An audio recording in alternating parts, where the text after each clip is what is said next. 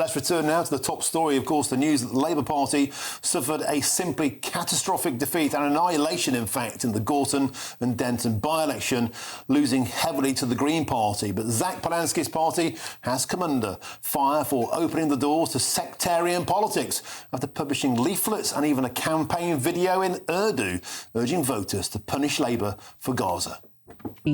को गोर्टन और डेंटन एक जुल्म सियासतदान जीत सकता है अगर हम रिफॉर्म को रोकने के लिए ग्रीन को वोट ना दें। मेरा नाम हना स्पेंसर है। मैं ग्रीन पार्टी की उम्मीदवार हूँ। दुकानदार, सफाई करने वाले, ड्राइवर्स, माएं, ये हम हैं जो इस इलाके को चलाते हैं। Well, I'm delighted to be joined in the studio now by the Telegraph columnist and the author and great friend of the show, Jake Wallace Simons. Jake, you were watching that clip there, barely able to contain your disgust, let's be frank. You've written a column in the Telegraph today. I'd like to read out the headline in the first line. The Greens' extremist victory pushes Britain one step closer to the abyss. If there is a more shameful and disturbing moment in modern British politics, I'm struggling to think of one today. Jake, what makes you feel like that? Well, I think that people often aren't alive to what's going on here. This isn't just a result, a protest vote out of nowhere that we saw in years past with Martin Bell or Screaming Lord Such. This is part of a concerted effort by well-organised and well-funded Islamists to exert increasing control over our democracy with the goal of imposing Sharia law. And that sounds like a conspiracy theory, but all one needs to do is go back to 2015, read the report produced for the government by Sir John Jenkins about the Muslim Brotherhood, which lays out exactly how they work, infiltrating the institutions and levers of democracy in their host country to try to impose Sharia incrementally, not resorting to terrorism straight away, but working over a generational timetable to gradually infiltrate society and change it in its image while everybody else doesn't realise what's going on. I think that's really what we're seeing. The Greens think they've done well. They've been manipulative in their way, talking out of both sides of their mouth to the white working class population. They've been talking about the cost of living. To the Muslim population, they've been talking about Gaza, as if that's relevant to Manchester, which it isn't.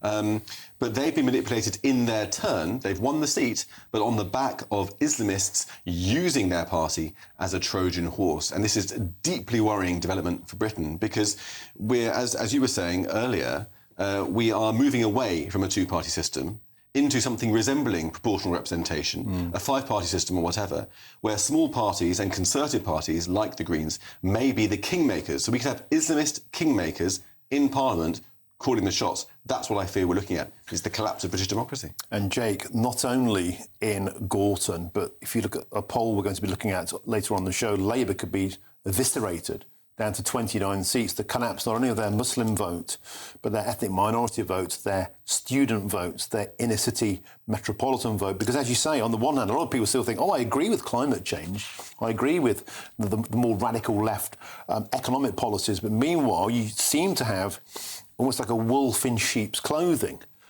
The hardcore Muslim vote has found a home. In a sense, it's brilliant, but it's, for you as a Jewish man, it's chilling. Using the internet without a VPN, a virtual private network, is a bit like taking to the road without car insurance. All it takes is one unlucky moment to cost you a lot of cash. This video's sponsor is Private Internet Access. They are the VPN to help keep you safe. Click the link in the description below to find out why over 30 million people have downloaded PIA to protect themselves online. A virtual private network is an app that hides your IP address and helps keep your data private. When you're browsing the internet at home, you give up a large amount of data to businesses, to shops, and indeed to social media giants too. Hackers have the ability to steal your personal data with ease, including sensitive information such as passwords, keystrokes, and even your personal photos. Private internet access helps protect your personal data by encrypting your internet connection to keep your data out of the hands of cyber criminals. And it's not just hackers either to be concerned about. Information can be censored too.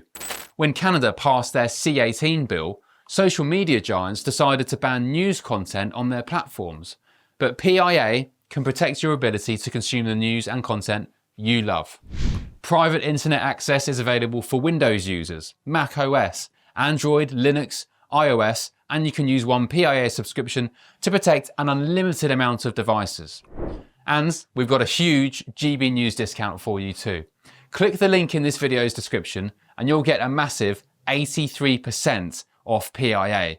That's under £2 a month, the price of a coffee, and you'll get an extra 4 months completely free on top. Also, there's a 30-day money-back guarantee too.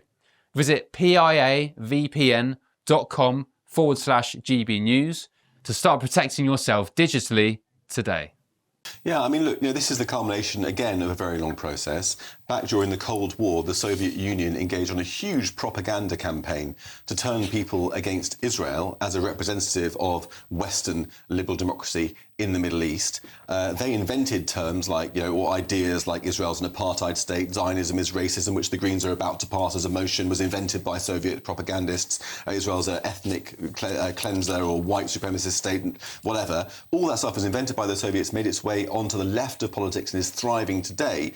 Also, you've got the Muslim influence and the extremist Muslims, not all Muslims, we have to say that, and it's right, but the extremist Muslims, the Islamists, inherit their anti-Semitism really from the Second World War, from Hitler, when Hitler's anti-Semitism was blended with Arabic ideas and pumped into the Middle East by a figure called Hajj Amin al-Husseini, a propagandist. So these are the long-term streams that are coming together on the streets of Manchester in Britain in 2026, resulting in this political result which threatens to reshape our democracy in a very sinister image.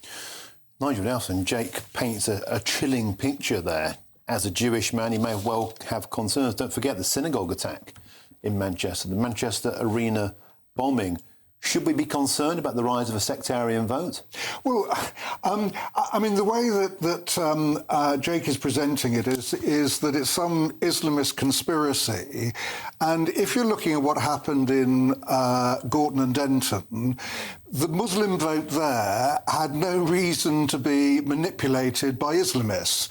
It was fairly likely they would go to they would go to the Greens. They're not going to vote Reform, are they? That I mean, only a couple of days ago, Zia Youssef was talking about banning the burqa.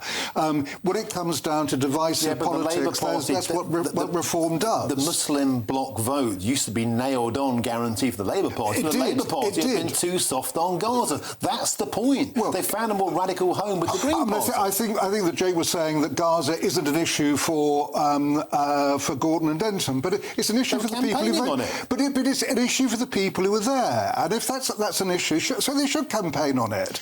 You criticise the idea of putting a film out in Urdu. 270,000 people in this country have Urdu as the first language. Doesn't mean they don't speak English. It happens to be their first language.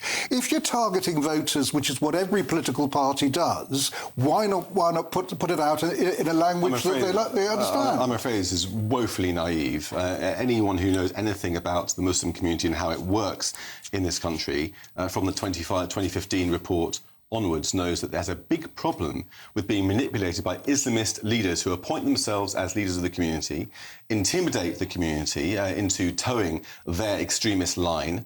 There are repercussions for anybody who steps outside of that worldview. He seeks to assimilate more or be more pro-Western, and makes Gaza into the central identifying factor in Britain. Gaza should not be what political parties are campaigning about as a central issue, where you've got so many other things going on in our country that affect everyone's day-to-day lives. In a free society, surely you can choose what you think is the major issue. It's a free society that's being exploited by Islamists, and as a result of decades of ghettoisation, mass immigration, and a lack of assimilation, this is where we're at today.